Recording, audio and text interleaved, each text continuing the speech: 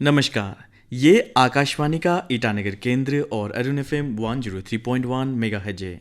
अभी आप सुनेंगे विश्व पर्यावरण दिवस यानी वर्ल्ड इन्वायरमेंट डे पर आधारित एक विशेष कार्यक्रम।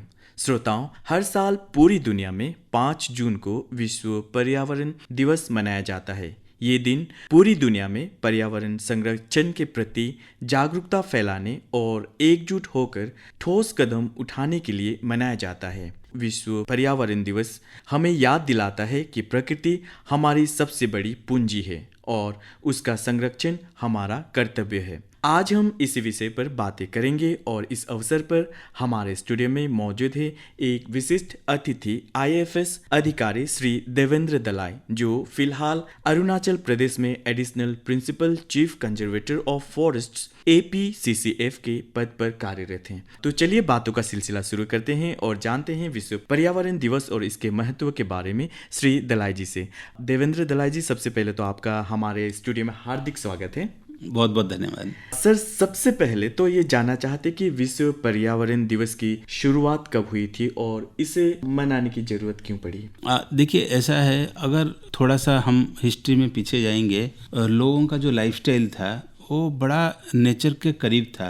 It was very close to nature. Sustainable lifestyle जिसको बोलते हैं, वो कुछ सोचते नहीं थे कि ये सस्टेनेबल है करके। जैसे एक जगह से दूसरी जगह में जाना है तो लोग बैलगाड़ी लेके जाते थे, साइकिल लेके जाते थे, दूसरा साधन नहीं था, लेकिन वो कोई फुटप्रिंट भी नहीं होता था एनवायरनमेंट के ऊपर। That was the way of life. अगर घर का बर्तन भी देखेंगे तो मिट्टी का बर्तन लोग यूज करते थे। तो जो लाइफस्टाइल हमारा था वो बड़ा सस्टेनेबल था और नेचर फ्रेंडली या तो इको फ्रेंडली था।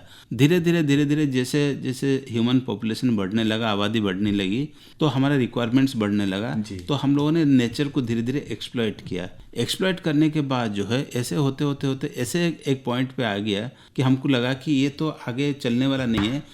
This has gone to a level of point of no return. तो तब ज़रूरत पड़ी कि नहीं, जो पर्यावरण एक ऐसा चीज़ नहीं है कि हम ये मदर नेचर को कितना भी एक्सप्लॉइट करने से वो आगे भी ऐसे चलता रहेगा। So there was a serious need कि नहीं, इसको तो रोकना पड़ेगा, इसको अरेस्ट करना पड़ेगा, इसके लिए जो है अवेयरनेस जनरेट करना पड़ेगा। So way back in 1972 it was decided कि एवरी ईयर ऑन 5 जून हम इसको वर्ल्ड एनवायरनमेंट डे, विश्व पर्यावरण दिवस मनाएंगे। और इसका मेन पर्पस है ये कि सभी लोगों के अंदर जो है ये एक हैबिट इनकलकेट करना है कि हमारी रिस्पॉन्सिबिलिटी नेचर के लिए क्या है, धरती के लिए हमारा क्या कर्तव्य है। सर, आपने बहुत ही बढ़िया तरीके से बताया कि वर्ल्ड इन्वायरमेंट डे हम क्यों मनाते हैं और इसे मनाने की ज़रूरत क्यों पड़ी। सर, आप एक फॉरेस्ट ऑफिसर है, एक वन सेवा अधिकारी के रूप में आपके लिए ये दिन मनाना पर्सनली भी पूछा जाए तो कितना महत्वपूर्ण है? देखिए, फॉरेस्ट एंड एनवायरनमेंट जो है ना, ये एक कॉइन के 2 साइड है। तो फॉरेस्ट जो काम करता है वो एनवायरनमेंट को बचाने के लिए ही करता है, और एनवायरनमेंट अगर नहीं बचेगा तो ये पूरा जो मानव समुदाय है, जो ह्यूमन पॉपुलेशन है, वो बिल्कुल डेंजर पे आ जाएंगे। मतलब जो मैं आपको ऐसे बताऊं कि आज के दिन में अगर धरती पे कोई एक सेल्फिश क्रिएचर है तो वो ह्यूमन बीइंग है। जो कुछ हम लोग करते हैं अपने लिए ही करते हैं। अगर हम टाइगर आज के दिन में बचा रहे हैं, हाथी बचा रहे हैं, ये सारा प्रोजेक्ट्स जो इम्प्लीमेंट कर रहे हैं, अल्टीमेटली हमारा ऑब्जेक्टिव है कि ह्यूमन लाइफ डेंजर पे ना आ जाए। तो इसीलिए फॉरेस्ट ऑफिसर्स का बहुत रिस्पॉन्सिबिलिटी है कि पर्यावरण का जो है इसका संरक्षण करे, ताकि आने वाली पीढ़ी भी जो है, ये जो आज के दिन में चाहे वो हवा हो या तो पानी हो या मिट्टी हो, इसका पोल्यूशन ना हो और सस्टेनेबली नेक्स्ट जनरेशन भी इसको यूज़ करता रहे। जी, तो सर अभी आपने कहा कि हवा हो या तो सोइल हो या कुछ भी हो, इसका पोल्यूशन ना हो, लेकिन सच्चाई ये है कि पोल्यूशन हो रही है, बढ़ रही है। इसके मुख्य कारण क्या क्या हैं? पॉल्यूशन बढ़ने का, पॉल्यूशन अगर आप देखोगे, बेसिकली वाटर पॉल्यूशन और एयर पॉल्यूशन, जो दोनों जो बहुत सीरियस इशू है, इसको एड्रेस करने की बहुत ज़रूरी है। और उसका रीज़न ये है क्योंकि हमारा आबादी बढ़ रहा है। पूरा अगर वर्ल्ड की पॉपुलेशन देखोगे तो it is more than 700 crore now. अगर आप देखोगे टोटल धरती पे इतना ह्यूज ह्यूमन प्रेशर जो है, और बड़ा लिमिटेड लैंड स्पेस है, उसके ऊपर इतना ह्यूमन पॉपुलेशन है, तो उसको अगर बैलेंस करना है तो हमको एनवायरनमेंट को भी बहुत अच्छा से जो है इसको कंजर्व करके संभाल के रखना पड़ेगा, so that we can strike a balance between the need of the people and the developmental activities also. जी हम जब अरुणाचल प्रदेश की बात करते हैं तो कहते हैं कि अरुणाचल प्रदेश एक ग्रीन स्टेट है, अभी भी यहाँ 80% से ज़्यादा फॉरेस्ट कवर है। सच्चाई क्या है? बिल्कुल ये सच है। जो एग्जैक्ट आपको फिगर बताऊं तो 79.33% इज ग्रीन कवर यहाँ पे। जो फॉरेस्ट कवर गवर्नमेंट फॉरेस्ट है, गवर्नमेंट फॉरेस्ट के बाहर भी हमारे पास कम्युनिटी लैंड है जिसमें फॉरेस्ट है, जिसको हम यूएसएफ बोलते हैं। ये सब मिला के 79.33% है। ये बिल्कुल सच आपने बोला। ये खाली क्वांटिटेटिव नहीं, क्वालिटेटिव भी।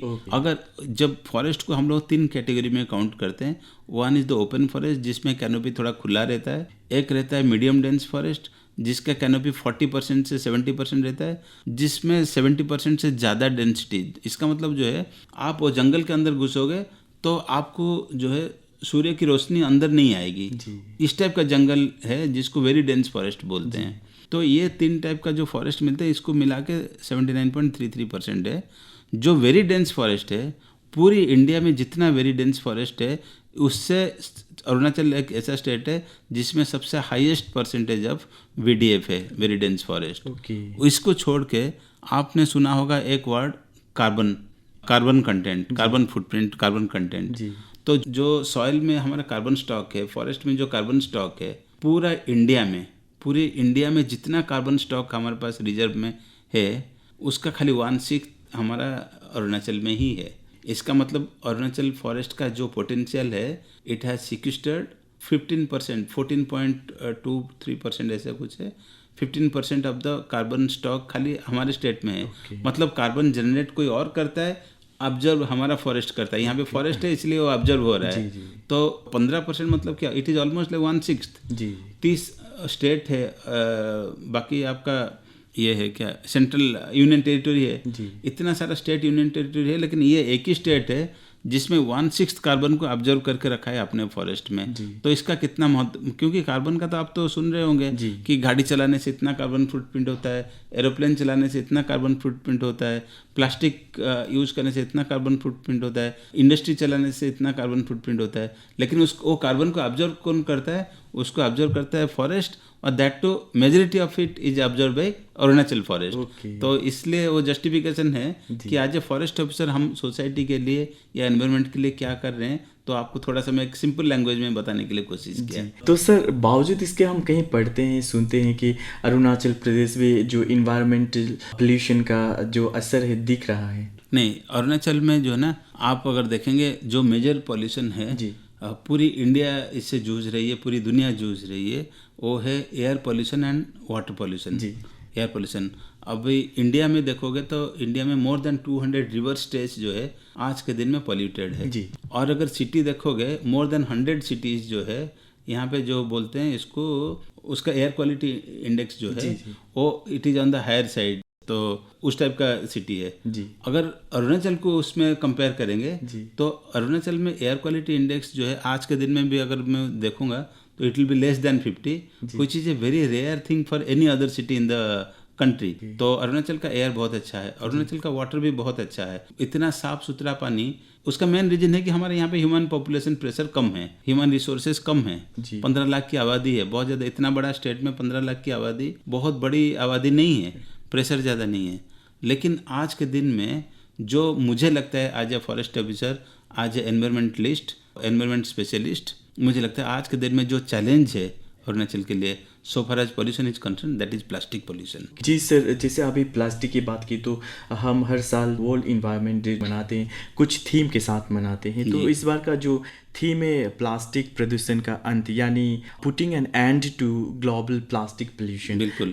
इसके अनुसार ये थीम सर ग्लोबली कहे या लोकली कहे, इस कॉन्टेक्स्ट में कितना रेलिवेंट है सर? नहीं, प्लास्टिक आपको पता होगा, plastic has become a very important part of our life. अभी बिना प्लास्टिक का हम नहीं जी सकते हैं। आप कहीं पे भी ढूंढो, कुछ ना कुछ आपको 360 डिग्री आप घूमो, कुछ ना कुछ आपको प्लास्टिक चीज़ आपका चारों तरफ मिलेगा ही मिलेगा। आप प्लास्टिक को नहीं हटा सकते हैं।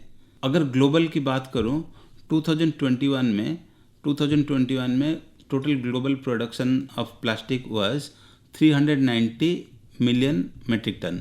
जी। वही प्लास्टिक प्रोडक्शन 1950 में it was just 2 million metric tonne. 2 million metric tonne से बढ़ के अभी हो गया 319 2021 and 430 million metric tonne in the year 2021 और 430 million metric tonne in the year 2022। तो इसका मतलब कितना फोल्ड बढ़ गया इतना प्लास्टिक का प्रोडक्शन। लेकिन फिर भी आप प्लास्टिक को अपना लाइफ से सेपरेट नहीं कर सकते हैं। तो करना क्या चाहिए? करना ये चाहिए कि प्लास्टिक को हमको हैंडल करना आना चाहिए। यूज़ तो नहीं बंद कर सकते, यूज़ तो होगा। जैसे गवर्नमेंट ऑफ इंडिया का भी 2022 में there is a notification by government of India, even there is a notification by government of Arunachal Pradesh, जो सिंगल यूज प्लास्टिक है 120 माइक्रोन से नीचे है उसको यूज़ नहीं करना है, to discard plastic carry bag और सिंगल यूज प्लास्टिक। एक बार यूज करके लोग थ्रो कर देते हैं डस्टबिन में, मुश्किल से वो यूज होता है 15 मिनट, आधा घंटा, 1 घंटा, उसके बाद जो है वो नेचर में वो गलता नहीं है प्लास्टिक, आपको पता होगा, और वो हजारों साल तक वहीं पे पड़ा रहता है and it pollutes the environment. तो जो आज के दिन में चैलेंज है अरुणाचल के लिए, that is the only challenge what I can see as on today is the plastic pollution. और प्लास्टिक पोल्यूशन इसीलिए एक थ्रेट है हमारे लिए क्योंकि हमारा एनवायरनमेंट, हमारा इकोसिस्टम जो है आज के दिन में बड़ा प्रिस्टाइन है, अनटच्ड इकोसिस्टम है। यहाँ पे कोई फॉरेन मटेरियल आया ही नहीं, तो ये अगर आता है तो ये बड़ा नुकसान करेगा पर्यावरण का। तो ये मल्टीपल फोल्ड में बहुत ज़्यादा प्लास्टिक यूज़ करने लगे हैं। हम ह्यूमन बीइंग की बात करें तो क्या रीज़न है कि हम जो है बहुत ज़्यादा प्लास्टिक पे डिपेंड होने लगे हैं? बिल्कुल बिल्कुल, आपका बिल्कुल ये जो क्वेश्चन आपका बिल्कुल जायज़ है। ये दिमाग में आएगा क्यों, व्हाई? जी, reason being plastic is very convenient to use. आप बताइए, आपको मार्केट से तेल लेके घर जाना है, या तो आप कांच का बोतल यूज़ करेंगे या तो प्लास्टिक का जो उसका पैकेट आता है उससे लेके जाएंगे। अगर कांच के बोतल में आप कैरी करेंगे उसका ट्रांसपोर्टेशन इज डिफिकल्ट। तेल का प्रोडक्शन आपका घर के पीछे नहीं हो रहा है और कहीं 100 मील दूर, 200 मील, 500 मील दूर प्रोडक्शन हो रहा है, वहाँ से ट्रांसपोर्ट होके आएगा, डैमेज होने का चांस रहता है। मेडिसिन की बॉटल है, कांच की बॉटल, पहले कांच की बॉटल में आता था लेकिन अभी प्रोडक्शन बढ़ गया है तो दूर दूर से आता है, तो इसलिए वहाँ पे चांसेस है डैमेज होने की। Plastic is convenient to use, plastic is affordable, इसीलिए प्लास्टिक का यूज़ जो आपको फूड पैक करके रखना है तो उसको अगर आपको करना है कि वैक्यूम पैक करना है तो plastic is convenient, this is the main reason. लेकिन प्लास्टिक दुश्मन नहीं है हमारा, दुश्मन ये है कि हम उसको हैंडल नहीं कर पा रहे हैं ठीक से। जी। तो जैसे अभी आपने कहा कि अरुणाचल प्रदेश में जब पोल्यूशन की बात करते हैं तो plastic pollution one of the major reasons हैं। अरुणाचल प्रदेश के लोग हैं, जो लोकल लोग कहते हैं कि यहाँ के जितने भी रूरल पीपल है सब सेल्फ सफिशिएंट है। ऐसा नहीं हो सकता कि कम्प्लीटली नेचर पे ही डिपेंड हो? क्या करेंगे कि सर वो भी प्लास्टिक यूज करने लगे हैं? नहीं, बिल्कुल सही आपने बोला है कि नेचर के ऊपर डिपेंड नहीं हो सकते हैं क्या। अगर मैं ग्लोबल सीन आपको बताऊं तो आज के दिन में तो India is a developing country, there are many developed countries also, लेकिन पूरा ग्लोब में जितना मैं आपको आंकड़ा दिया ना 430 मिलियन मेट्रिक टन, और उसमें से खाली 9% ही रिसाइकिल होता है आज के दिन में। मतलब वो टेक्नोलॉजी नहीं आया कि 100% हम रिसाइकिल कर पाए। जी, 99% खाली होता है, 91% अभी भी रिसाइकिल नहीं होता है। या तो उसको हम डंप करते हैं कहीं पे, या तो लैंडफिल साइट पे जाता है। अगर उसको हम सही ढंग से अगर रिसाइकिल करें तो प्लास्टिक कोई मैनेज होकर नहीं रहेगा। जो अरुणाचल का बात किए कि अरुणाचल का, मैं पहले भी आपको बताया कि अरुणाचल की आबादी जो है 15 लाख की है जी, और यहाँ पे नेचर ने बहुत कुछ दिया है। जैसे लोग पहले भी खाना खाते थे केले के पत्ते में, दूसरा ब्रॉड लीफ था उसको यूज करते थे। तो आज जो है बड़ा कन्वीनियंट है। जहाँ पे भी हमारा पब्लिक गैदरिंग हो रही है, कहीं पे कम्युनिटी फीस्ट हो रही है, तो हम लोग थर्मोकोल का प्लेट ले आते हैं, खाना खा लेते हैं और उसको वहीं पे कहीं पे डंप कर देते हैं। तो हम क्यों नहीं कर सकते हैं? There are many good examples also. वहाँ पे अरुणाचल में आप एक विलेज है लोअर सियांग में जी, तो उन्होंने कम्प्लीटली बैन किया हुआ है plastic, no plastic in their village. तो there is a school in Tawang, they have completely ban plastic. यहाँ पे हमारा राजभवन में कोई मीटिंग वगैरह होता है तो वहाँ पे प्लास्टिक नहीं यूज होता है। तो हम क्यों नहीं कर सकते हैं? Very well we can come back to the sustainable lifestyle.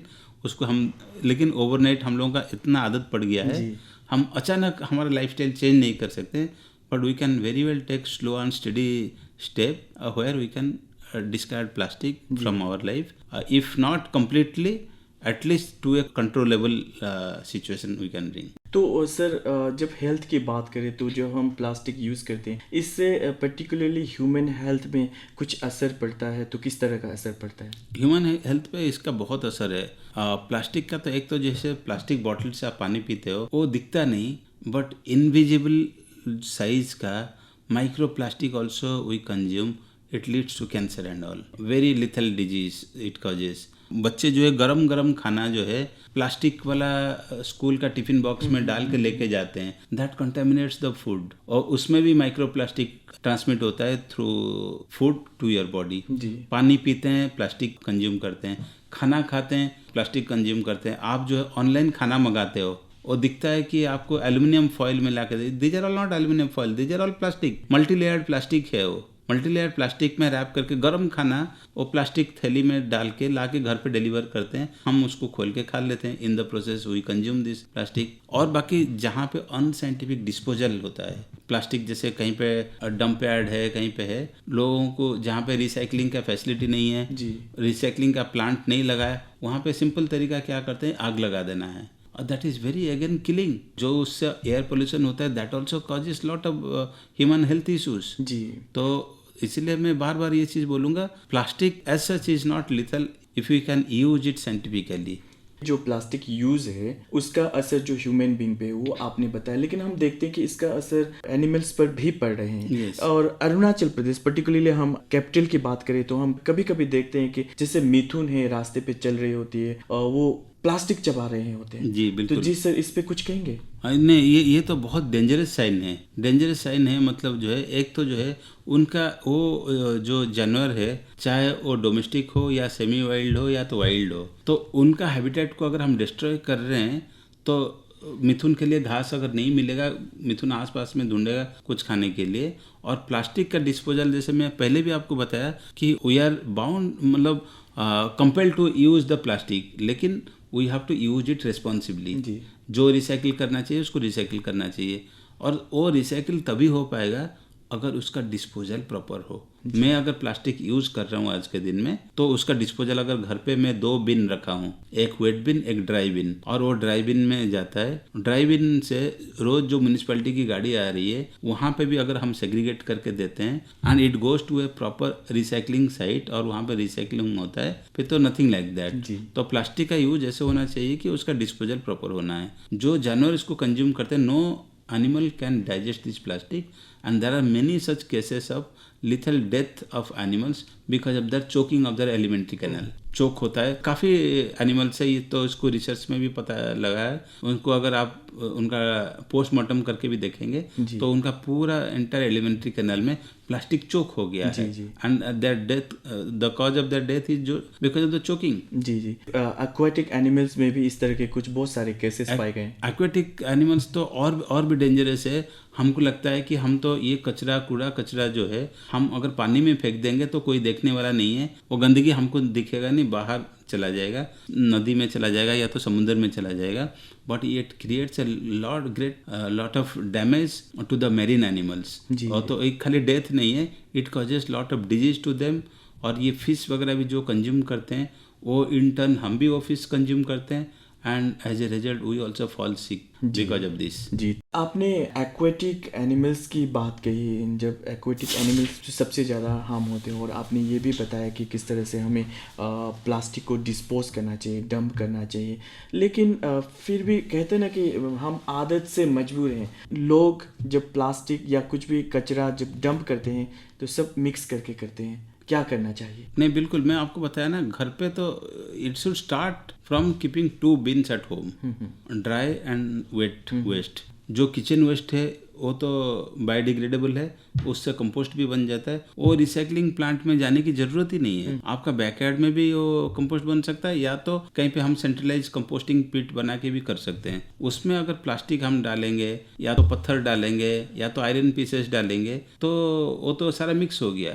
तो इसलिए इसको अगर साइंटिफिक डिस्पोज करना है तो पहले तो हमको सेग्रीगेट करना पड़ेगा एट होम। प्लस म्यूनिसिपैलिटी की जो गाड़ी आ रही है वो भी कंपार्टमेंट उसका अलग रहता है, वेट वेस्ट के लिए अलग रहता है और ड्राई वेस्ट के लिए अलग रहता है। आप कहीं पे भी मार्केट में जाओगे देखोगे देयर विल बी 2 बिन, एक ब्लू बिन रहता है, एक ग्रीन बिन रहता है। ग्रीन इज जी, ग्रीन फॉर गीला, ब्लू फॉर ड्राई। ब्लू में ड्राई डालना है, ग्रीन में गीला डालना है। लोग क्या करेंगे, कुछ खाते पीते रहेंगे, 2 बिन होगा, कुछ भी कहीं पे भी डाल देंगे। This is a irresponsible way of handling the thing. तो हम एज ए सिटीजन खाली कंट्री को दोष देने से नहीं होगा, पॉलिसी को दोष देने से नहीं होगा, एनफोर्समेंट को दोष देने से नहीं होगा, मेरा भी कुछ रिस्पॉन्सिबिलिटी है। आप कुछ डेवलप कंट्री में जाओगे, देखोगे कि सिंगापुर में फॉर एग्जांपल, सिंगापुर में आप गाड़ी में जाते हुए अगर कुछ खाना खा रहे हो then you are find, you can't consume anything in the running vehicle.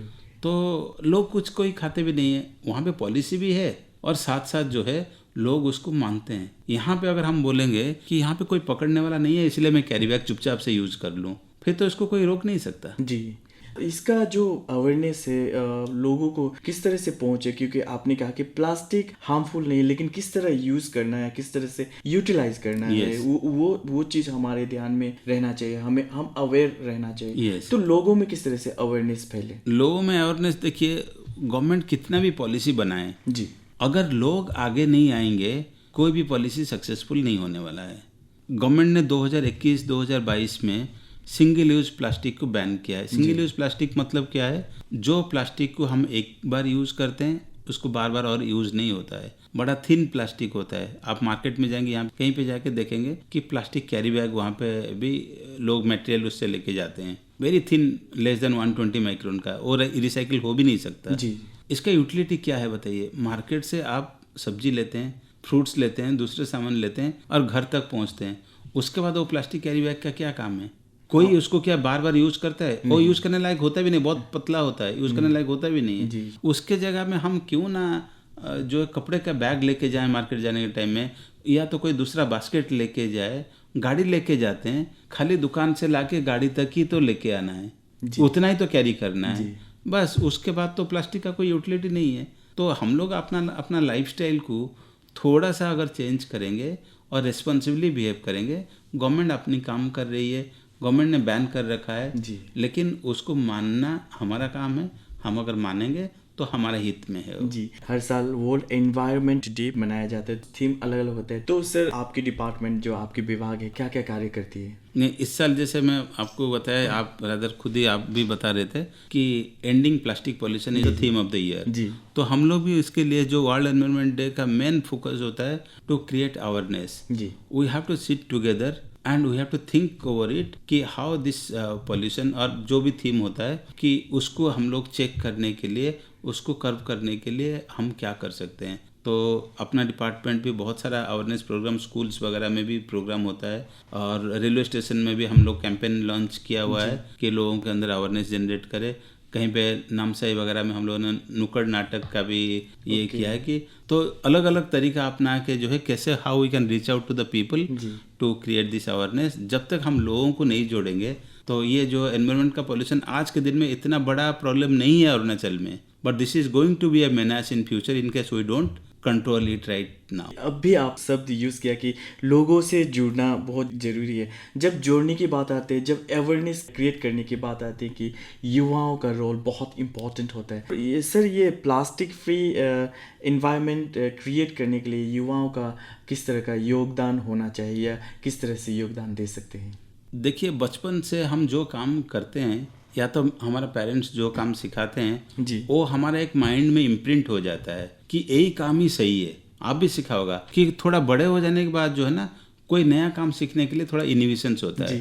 लेकिन बचपन में हम अगर बच्चों को बोलते हैं कि लेफ्ट साइड में, रोड का लेफ्ट साइड में चलना है, वो दिमाग नहीं लगाता है, क्योंकि उसको बोला गया है लेफ्ट साइड में चलने के लिए, वो लेफ्ट साइड में ही चलता है। जी, तो ग्रीन लाइट होने से जो है आपको जाना है, रोड क्रॉस करना है, तो वो दिमाग नहीं लगाएगा, उसका माइंड में इम्प्रिंट होता है आई हैव बीन टोल्ड कि जब ग्रीन लाइट होता है तभी रोड क्रॉस करना है। तो ये तो पॉल्यूशन भी एक ऐसा चीज़ है कि we have to catch them young. इसीलिए हम लोग जनरली स्कूल के बच्चों के ऊपर ज़्यादा ध्यान देते हैं कि ये बच्चे, अगर हम उनका माइंड में ये लाभ हैं कि ये मेरी जिम्मेदारी है, को हम पॉल्यूशन को हटाने का काम जो है किसी का नहीं है। हम कभी नहीं बोलना चाहिए पॉल्यूशन तो नहीं होना चाहिए, but it should start from my neighbour, it should start from मी। और वो आएगा जब बच्चों के दिमाग के अंदर ये घुस जाएगा कि नहीं ये हमको नहीं करना, ये मुझे करना है, तो बच्चों, हम लोग टारगेट ग्रुप भी रखते हैं बच्चों को, क्योंकि कल भी वो बड़े होंगे, वो लोग पॉलिसी मेकर बनेंगे, वो लोग एग्जीक्यूट करेंगे, स्कीम्स को एग्जीक्यूट करेंगे।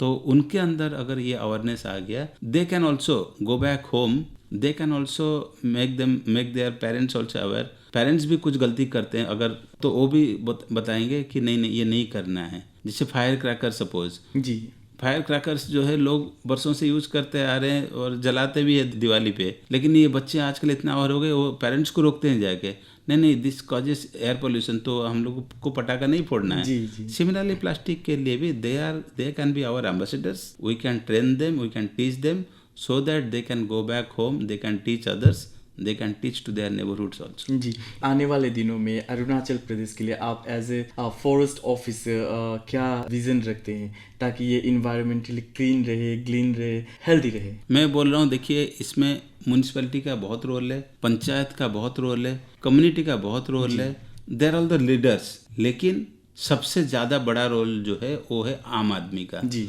आम आदमी जब तक ये मेरा काम नहीं सोचेगा तब तक नहीं होगा। तो आज के दिन में अरुणाचल का स्थिति खराब नहीं है। अगर पूरा हम पूरी भारत का देखेंगे तो ये तो बड़ा स्टेट है, बड़ा अच्छा ग्रीनरी है, बहुत अच्छा रिवर यहाँ पे बह रही है, बहुत सुंदर स्टेट है। लेकिन प्लास्टिक एक really it's a growing menace, उसको हमको इसी स्टेज में अगर रोक पाएंगे, if we can reverse little bit our lifestyle, it is going to be a very healthy place for everybody to live here. जी, आपसे ये जानना चाहेंगे कि मैं, आप और हम अरुणाचल प्रदेश को ही नहीं, एंटायर कंट्री को या तो वर्ल्ड की बात करें तो किस तरह का कंट्रीब्यूशन दे सकते हैं ताकि एंटायर जो वर्ल्ड है वो प्लास्टिक फ्री रहे या तो बहुत कम रहे? उसका बड़ा सिंपल आंसर मेरे पास है, the charity begins at home. मैं अपना घर से शुरुआत करूं ताकि सभी लोग अपना अपना घर से शुरुआत करें, then we can make our state a beautiful place, we can make our country a beautiful place, and we can make the entire world a beautiful place. हमको एक चीज़ खाली सोचना है, there is no planet B, there is only one planet existing, there is no planet B. इसका देख रेख करना, धरती हमारी माँ है, माँ की देखरेख करना जो है ये बच्चों की जिम्मेदारी है। बच्चों को बिल्कुल आगे आना चाहिए और माँ की सेवा करनी चाहिए। जी, हम प्लास्टिक यूज़ करना ही नहीं बल्कि किस तरह से इसे डंप करना वो भी हमें सीखना बहुत जरूरी है। बिल्कुल, सिंगल यूज़ प्लास्टिक को तो हमको यूज़ करना ही नहीं है। सिंगल यूज़ प्लास्टिक जो बैन है, दिस इज़ वेरी लिथल और वो रिसाइकिल भी नहीं होता है। लेकिन बाकी जो प्लास्टिक जो अनअवॉइडेबल है but it has become part of our life, it has to be there, लेकिन उसको जब डिस्पोज करते हैं we should dispose it very responsibly and we should dispose it scientifically. जी, तो सर अंत में आप इस वर्ल्ड इन्वायरमेंट डे के अवसर पर हमारे सुनने वालों को क्या संदेश देना चाहते? मेरा संदेश मैं आपको बता दिया, there is no second planet. धरती माता की सेवा करने के लिए सभी लोग बढ़ चढ़ के आगे आना चाहिए, and it should start from I, it should start from me. जी, तो आपके विचार निश्चित रूप से हमें न सिर्फ सोचने पर मजबूर करेंगे बल्कि प्रेरित भी करेंगे ताकि हम अपने पर्यावरण की रक्षा के लिए छोटे लेकिन प्रभावी कदम उठाएं। देवेंद्र दलाई जी, आप हमारे श्रोताओं के साथ वर्ल्ड इन्वायरमेंट डे और इस साल के theme putting an end to global plastic pollution से संबंधित इतनी सारी जानकारियां दी, इसके लिए आपका बहुत बहुत धन्यवाद। बहुत बहुत धन्यवाद, थैंक यू। ये आकाशवाणी का ईटानगर केंद्र और अरुण FM 103.1 मेगाहर्ट्ज है। अभी आप सुन रहे थे विश्व पर्यावरण दिवस पर आधारित एक विशेष कार्यक्रम। इस अवसर पर आज हमारे साथ जुड़े थे एक विशिष्ट अतिथि IFS अधिकारी श्री देवेंद्र दलाई, जो फिलहाल अरुणाचल प्रदेश में additional principal chief conservator of forests APCCF के पद पर कार्यरत हैं। हम फिर हाजिर होंगे ऐसे ही कुछ और ज्ञानवर्धक कार्यक्रम के साथ। तब तक के लिए stay healthy, stay aware and stay green and plastic free.